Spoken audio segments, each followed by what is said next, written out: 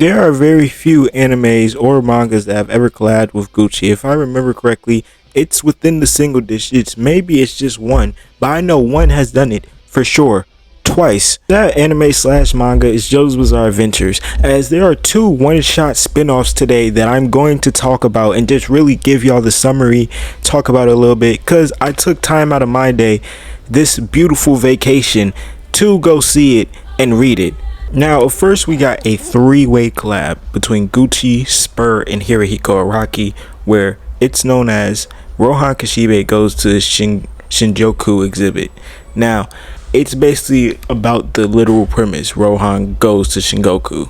Now, this short graphic novel celebrated the reopening of Gucci Shinjuku and the 90th anniversary of Gucci and the 30th anniversary of Hirohiko Araki. I'm guessing the 30th anniversary just since he's been publishing actual manga and Shonen Jump, which would make sense. And the summary is this.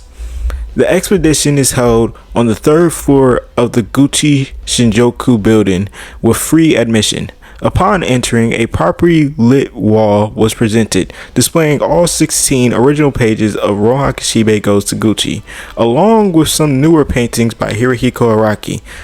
The rest of the exhibit showcased Gucci's goods that were featured in this one-shot comic for purchase, as well as a life-size statue of the character Rohan Kishibe. Now, granted, this took place in 2011. I felt like this needs to be said. And the actual spin-off manga about Rohan is chronicled after Rohan goes to the Louvre, which, if you haven't read that, that's another good one. And if you want me to cover that, that's also cool. But it says Rohan headed to Flores with his grandmother's housekeeper's bag in hand. The bag had a stand-like ability. Now, with this stand, when you put things in the bag, they tend to disappear, kind of like cream or the hand. And as objects disappear, when it's closed. Now, once Rohan gets to Florence, he shows a beautiful interpreter and someone at the store how the bag works, and then he after demonstrating with a 50-euro bill and a 10-euro bill, he asked for the bag to be fixed from one of the Gucci geniuses because he went to the Gucci factory. Now, the artist asks if he really wants it to get fixed, and Rohan, with paying no mind, says yes. Now, this beautiful interpreter Rohan hired ends up robbing him blind. And since the bag is fixed, all of his valuables that were in the bag are gone. Now, after this, Rohan's a little down on his luck, but it's okay because he ends up finding a Gucci umbrella, and he's helped from a random cab in order to get into the hotel. Now, at the hotel, the receptionist offers him 60 euros for the night, but Rohan had no money, no documents, or passport. And when he was about to leave, a man shows interest in his umbrella, offering 60 euros. In that moment, Rohan remembered the 50 and the 10 bills, the bag vanished, and understood the bag's true purpose. Since he fixed the bag, he understands that that was the last equivalent exchange provided by the bag, and laments that he didn't put the 100-euro bill in. Now, this was definitely a good read when I first read it. Of course, I had to go looking for it because I'm not even sure if it's released in English. I might be wrong, but I'm not sure. But it was a good read. I feel like it was really good, and I see why Hirohiko Araki got another collab 2 years later with Gucci. Now we get the Jolyne one, which was a collab with Gucci and was inspired by the 2013 cruise collection from Gucci. And in this, Jolyne Kujo is the protagonist, as the name is, Jolyne Fly High with Gucci. And we see several other characters from part 5, such as Bruno and Abakio.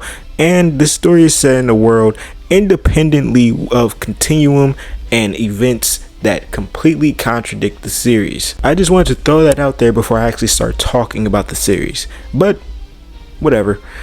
In this one shot, the story starts in an airplane where Jolyne is waiting for a flight to Tokyo. 10 days before, her mother had died to an illness, and Jolyne is later seen thinking about how her mother had her clothing tailored to fit Jolyne before she died.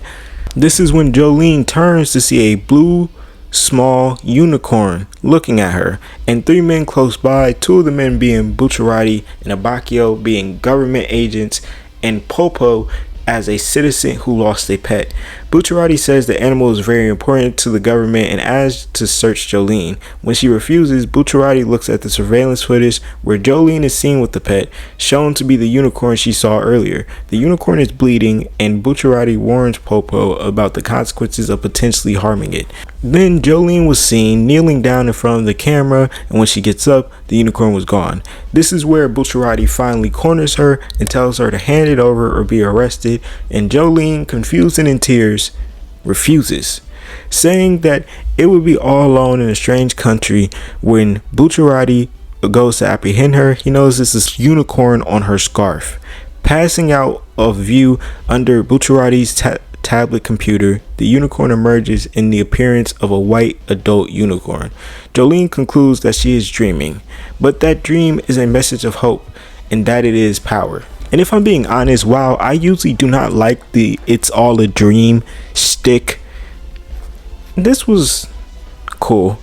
And it was mostly cool because I saw two of my favorite characters, but other than that, and on top of that, we had some very elite fits and just outfits that came from this one shot. In all honesty, it's a lot of anime fits that we got that, like, people in real life, you could go get them.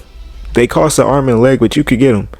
But they're so tough. Like, I'm looking at some right now. But I think both of those collabs kind of shows how popular JoJo's Bizarre Adventures really is.